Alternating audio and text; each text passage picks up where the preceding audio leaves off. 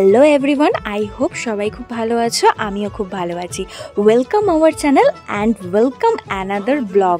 তো দেখতেই পাচ্ছ রেডি শেডি হয়ে ঘুরতে চললাম। কোথায় ঘুরতে যাচ্ছি সেটা তো থাম্বনেল আর টাইটেল দেখে অবভিয়াসলি বুঝে গেছো, আর এটার উপরে মিনি ব্লগ তোমরা অবভিয়াসলি দেখে নিয়েছো। আর যারা যারা দেখোনি মিনি ব্লগটা তারা ঝটপট করে গিয়ে দেখে এসো। সেই দিন বৃষ্টি সন্ধ্যা ঠিক নয়, বিকেল টাইম ওই 4টে নাগাদ আমি আর বাবিন বেরিয়ে পড়লাম লেক গার্ডেন্স যাওয়ার উদ্দেশ্যে। লেক গার্ডেন্স তো এর আগে বহুবার গেছি, আর লেক গার্ডেন্স চেনে না এমন খুব কম মানুষই আছে। তো যাই হোক, সেই দিন লেক গার্ডেন্স যাওয়ার উদ্দেশ্যে বেরিয়েছিলাম, আর বেরিয়ে যা মানে কি বলবো, লেক গার্ডেন্সে গিয়ে দেখলাম, তার জন্য কিন্তু অবভিয়াসলি তোমাদেরকে পুরো ব্লগটা দেখতে হবে যে আমরা লেক গার্ডেন্সে এন্ট্রি নেওয়ার পরে কোথায় গিয়েছিলাম। আর এরকম প্রিয় মানুষের সাথে এই বৃষ্টি ভেজা শহরের মাঝে একটু বিকেলবেলা ঘুরতে বেরালে কার না ভালো লাগে বলো তো।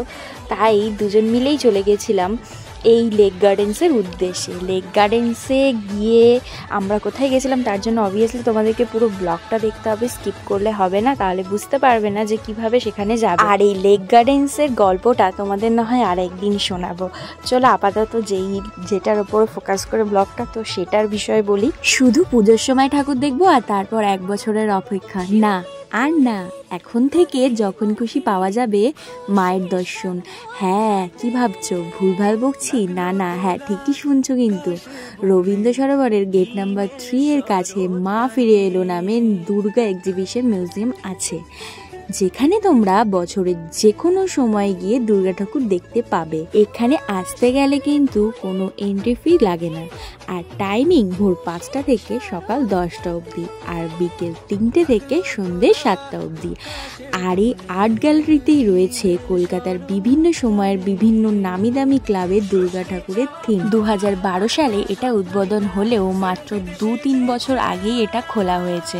সবচেয়ে বড় ব্যাপার হলো যে এই মিউজিয়াম ঢাকুরিয়ার লেকেই আছে, অনেকেই জানে না সেটা।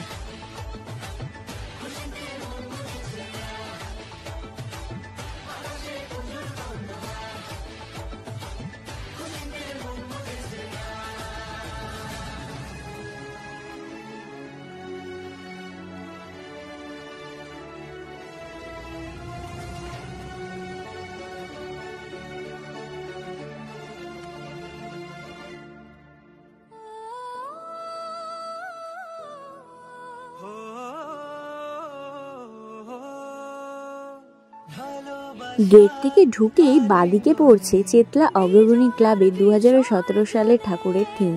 এই ঠাকুরটা এখানে প্রতিষ্ঠিত করে রাখা আছে, আর মায়ের কাছে আমি আমার প্রণামটা সেরেই ফেললাম, আর বললাম সবাইকে ভালো রেখো মা, সুস্থ রেখো।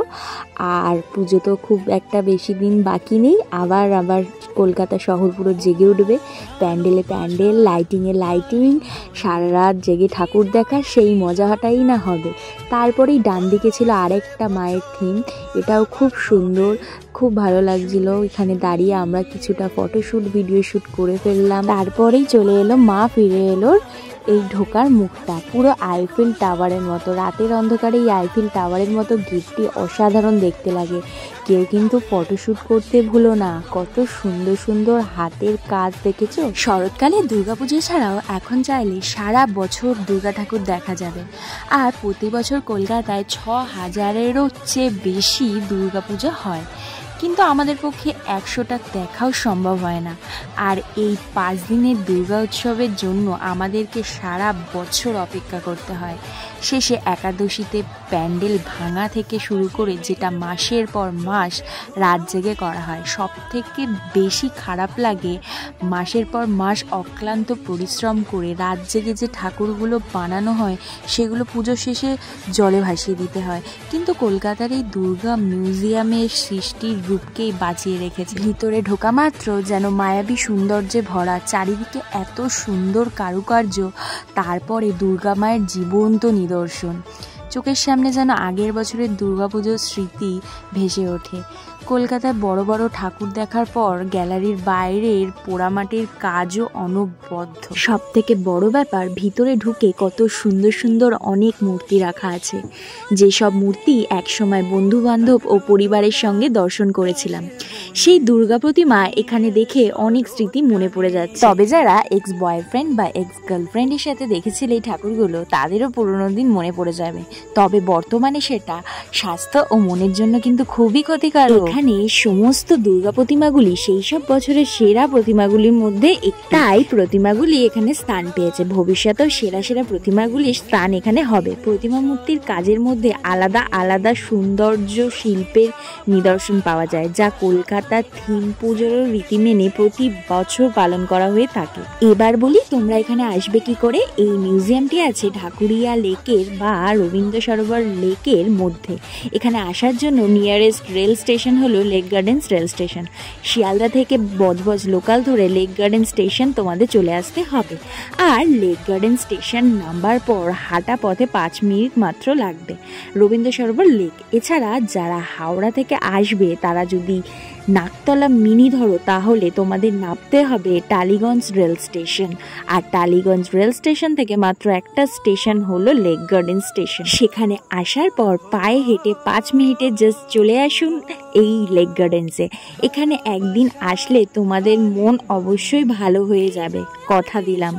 চলো, আমাদের পুরো দুর্গা মিউজিয়ামটা ঘোরা কমপ্লিট। এবার বাড়ির দিকে রওনা দিতে হবে। তাই আমি আর আমার মহারাজা দুজন মিলে গুটি গুটি পায়ে, যেরকম লেক গার্ডেন্সে এন্ট্রি নিয়েছিলাম সেরকমই গুটি গুটি পায়ে বাইরে যাওয়ার জন্য গুটি গুটি পায়ে যাচ্ছি। দেন বাইরে বেরিয়ে কোল্ড ড্রিঙ্কস আর চিপস নিয়ে একটু খেতে খেতে আসলাম। তারপরেই দেখতে পেলাম একটা নিয়ারেস্ট বেহালার কাছে টাইম পজ বলে একটা স্মলেস্ট ক্যাফে টাইপের, মানে কি বলবো, রেস্টুরেন্ট টাইপ অফ। তো ওখানে গিয়ে একটু পেট পুজো করে নিলাম। তো যাই হোক, ভিডিওটা কেমন লাগলো অবভিয়াসলি তোমরা কমেন্ট সেকশনে জানাবে।